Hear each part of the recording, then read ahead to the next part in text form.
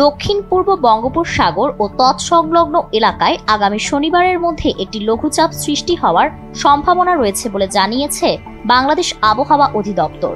মঙ্গলবার আবহাওয়াবিদ শাহানাজ সুলতানা স্বাক্ষরিত এক পূর্বাভাসে এ তথ্য জানানো হয়। আবহাওয়া অধিদপ্তর জানায়, সম্ভাব্য লঘুচাপটি ধীরে ধীরে ঘনীভূত হতে পারে। বর্তমানে মৌসুমের স্বাভাবিক লঘুচাপ দক্ষিণ পশ্চিম বঙ্গোপসাগরে অবস্থান করছে, যার বর্ধিতাংশ উত্তর পূর্ব বঙ্গোপসাগর পর্যন্ত বিস্তৃত।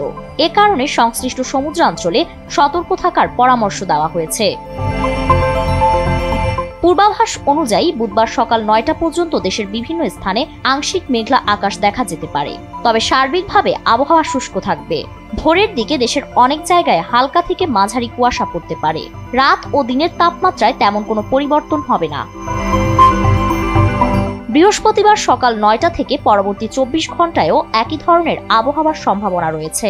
আকাশ আংশিক মেঘলা থাকতে পারে এবং আবহাওয়া শুষ্ক থাকবে। ভোরে হালকা থেকে মাঝারি কুয়াশা পড়তে পারে। রাতের তাপমাত্রা সামান্য বাড়লেও দিনের তাপমাত্রা প্রায় অপরিবর্তিত থাকবে। শুক্রবার সকাল ৯টা থেকে পরবর্তী ২৪ ঘন্টায়ও আংশিক মেঘলা আকাশ এবং শুষ্ক আবহাওয়ার পূর্বাভাস দিয়েছে আবহাওয়া অফিস। রাত ও দিনের তাপমাত্রায় তেমন পরিবর্তন হবে না।